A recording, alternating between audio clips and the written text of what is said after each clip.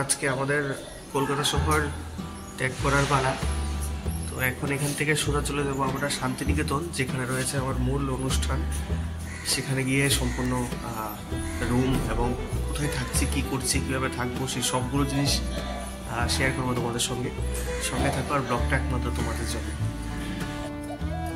তো আমরা হাওড়া রেলওয়ে স্টেশনে যাওয়ার জন্য বেরিয়ে পড়লাম এবং সেই ঐতিহ্যবাহী সেই রবীন্দ্র সেতুর পার হয়ে মানে আমরা সোজা পৌঁছে গিয়েছিলাম যে হাওড়া রেলওয়ে স্টেশন সেখানে। আর ইন্ডিয়ার সবচেয়ে বড় রেলওয়ে স্টেশন হলো হাওড়া রেলওয়ে স্টেশন। তো সেক্ষেত্রেই এটা হলো বাইরের চত্বরটা এবং সঙ্গে সঙ্গে তোমরা দেখতে পাচ্ছ আমরা একদম রেলওয়ে স্টেশনের ভিতরে ঢুকে গেছি এবং স্ক্রিনে আমরা লক্ষ্য রাখছিলাম যে আমাদের ট্রেন কখন আসবে। প্রায় 9:30-র উপরে। তো শান্তিনিকেতন এক্সপ্রেসে আমরা যাব। শান্তিনিকেতন হাওড়া থেকে, এখন হাওড়া রয়েছি হাওড়া স্টেশনে। তো দেখতে পাচ্ছ এই হলো আমাদের রেল শান্তিনিকেতন এক্সপ্রেস। আর এখান থেকে টোটালি সবটাই হলো আমাদের এক্সপ্রেস। আর আসলে এই রেলটা আমরা C2 মানে কুর্সি চেয়ার AC আমরা বুক করেছিলাম। তো সেটা প্রায় 400 করে পড়েছে, গতকালকে বুক করেছিলাম। আর সব থেকে হাইয়েস্ট যে ক্লাস থাকে সেটাতে আমরা চলেছি, কারণ সঙ্গে অনেক লোকজন আছে। তো তাই ভাবলাম যে একটা খুব ভালো করেই যাই। আর এটা এক্সপ্রেস 1.5 ঘন্টার মধ্যে পৌঁছে দেবে। আসলে কলকাতার সফরটা আমাদের খুব ভালোই কাটছিল। তো সেক্ষেত্রে শহর থেকে বাইরে বেরোনোর প্ল্যানটাও খারাপ নয়। আর সেক্ষেত্রে আমাদের মেইন অনুষ্ঠান তো সেখানেই। আর এটা হয়েছে আমাদের যে কামরাটা C2। তো আমি ভিতরে একটু দেখানোর চেষ্টা করছি। তো এটা হয়েছে সেই বেসিং রয়েছে, এখানে হাত ধোয়ার খুব ভালো জায়গা রয়েছে। টয়লেট মোটামুটি ওকে, বাথরুম মোটামুটি ওকে রয়েছে। C2 বর্গী এটা, তো যেটা সম্পূর্ণ AC বর্গী। আর ভিতরটা হলো কিছুটা দেখতে এইরকম। আর চেয়ারগুলি ভালোই ছিল, মানে খুব কমফোর্টেবল। একটা আয়না ছিল, হাত ধোয়ার 2টা বেসিং ছিল।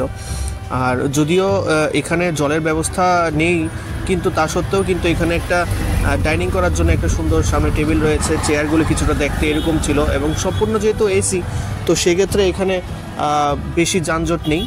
দুঃখিত, যানজট বলতে এখানে মানুষের ভিড়াভিড়ি নেই, যার কারণে। আর এখানে উপর লাইটিংয়ের ব্যবস্থাও রয়েছে, AC তো আছেই। তো সেক্ষেত্রে কিন্তু খুব আরাম করে আমরা গিয়েছি। যেহেতু কবিগুরু এক্সপ্রেস, তো সেক্ষেত্রে কিন্তু কবিগুরুর ছবি তো থাকা বাধ্যতামূলক। তো সেক্ষেত্রে আমরা এখানে বসেছিলাম, সত্যি কমফোর্টেবল ছিল।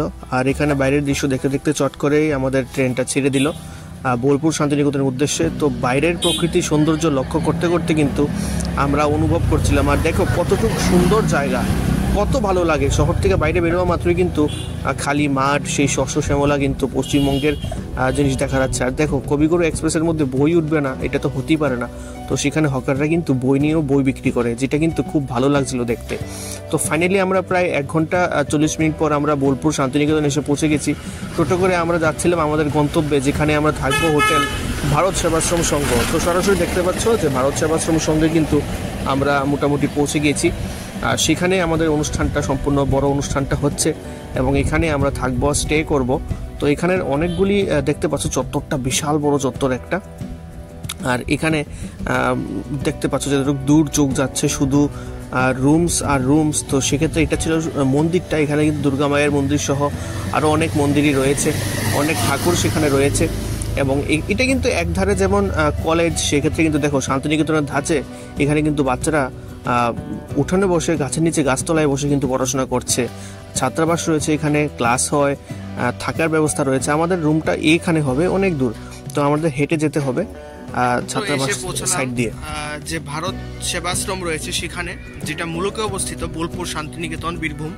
তো সেখানে আসার পর যে মূল বিসর্জন এখানে আসা, মানে যে আর্ট ওয়ার্কশপ, যেটা ইন্টারন্যাশনাল লেভেলের হচ্ছে আর্ট সোসাইটির পক্ষ থেকে, যেখানে আমার শিক্ষা আর্ট অ্যান্ড ক্রাফট সেন্টার থেকে মোটামুটি 4 জন স্টুডেন্ট সুযোগ পেয়েছে সেখানে আসার জন্য। তো ওরাও চলে আসছে বেশ কিছুক্ষণের মধ্যেই। আর আমি একটু আগেই চলে আসলাম, কারণ রুমের একটু ব্যাপার আছে, তাই ব্যাপারগুলো একটু দেখার জন্য আমি একটু সবার আগে চলে এসেছি। এবং এত সুন্দর জায়গা, মন ভরে যাবে দেখলে। শান্তিনিকেতন কাকে বলে, শান্তিনিকেতন আপনি যদি একবার না আসেন তাহলে শান্তিনিকেতন কি বুঝতে পারবেন না। আর মুখে বা ভাষায় প্রকাশ করার মতন বিষয় না। যে একটু আগে যেরকম দেখলেন যে মাঠের মধ্যে শান্তিনিকেতনের পরিবেশে, মানে গাছের নিচে ছায়ায় বসে কি সুন্দর পড়াশোনার যে ব্যাপারটা, এটা কিন্তু সব জায়গায় নেই, একমাত্র শান্তিনিকেতনে আপনি পাবেন। যেটা মূল বেসিক শিক্ষাদানের যে পদ্ধতি, যেটা কবিগুরু শুরু করেছিলেন, সেই ব্যাপারটা কিন্তু একটু অন্যরকম ব্যাপার। তাই এখানে না আসলে ব্যাপারটা বুঝবেন না। তো এই হলো মূল বিষয়টা। আমাদের বিল্ডিংটার নাম ছিল ধর্মশালা বিল্ডিং এবং এখানে আমরা তৃতীয় নম্বর ফ্লোরে মানে থার্ড ফ্লোরে আমরা থাকবো। ওই উপরে কর্নার দেখা যাচ্ছে আমাদের রুমগুলো। তো দেখো রুমের ব্যবস্থা আর বালকানি বারান্দা সবই রয়েছে। খুব সুন্দর রুম এর ব্যবস্থা করা হয়েছে এখানে, যে কেউ আসলে থাকতে পারবে।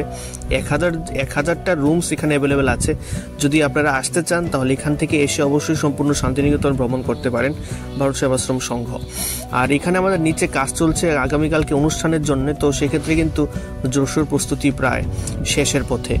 আর আমাদের রুমটা হবে ঠিক এদিক গিয়ে দ্বিতীয় রুমটা হবে আমাদের। আর এখান থেকে কিন্তু মোটামুটি সম্পূর্ণ এরিয়া বা চত্বরটাই দেখা যায়, যেহেতু আমরা তৃতীয় তলায় রয়েছি। 317 নম্বর আমাদের রুম ছিল। তো এখন রুমে প্রবেশ করছি আর দেখাচ্ছি রুমটা কীরকম। রুমের কন্ডিশন খুবই ভালো, 2টা বেড রয়েছে, তারপর এখানে ড্রয়ার রয়েছে, তারপর ফ্লোরও খুব ভালোই মসৃণ, একদম A1 রুম। এখানে টেবিল রয়েছে, থাক রয়েছে জিনিসপত্র রাখার জন্য, চার্জিংয়ের ব্যবস্থা, একটা বড় মিরর রয়েছে। তারপর এখানে 2টা বেড রয়েছে, বড় বড় বেড, ডাবল এবং সিঙ্গেল বেড রয়েছে। তারপর রয়েছে এখানে র্যাক, যেখানে কাপড় চোপড় রাখা যায়। অনেক জিনিসপত্র রয়েছে সেখানে, আর কম খরচের মধ্যে খুব ভালোই। আর আমাদের কিন্তু বাথরুমটাও কিন্তু খুব ভালো ছিল, গিজার টিজার ছিল। এবং এটা হলো বালকানি। পেছনে বালকানিতে দাঁড়িয়ে কিন্তু যতটুক দূর চোখ যাবে সম্পূর্ণ খোলা মাঠ। আর এখানে কিন্তু ক্ষেত খামারের অভাব নেই, যতটুকু দূর চোখ যাচ্ছে সেই সবটাই মোটামুটি জায়গা কিন্তু ভারত সেবাশ্রম সংঘের। তো সেখানে কিন্তু আরও অনেক বিল্ডিংয়ের কাজ চলছে, আরও অনেক রুমের ব্যবস্থা এখানে ওরা করতে চলছে। দেখো নিজে কত সুন্দর সুন্দর সবজির চাষ করছে ওরা।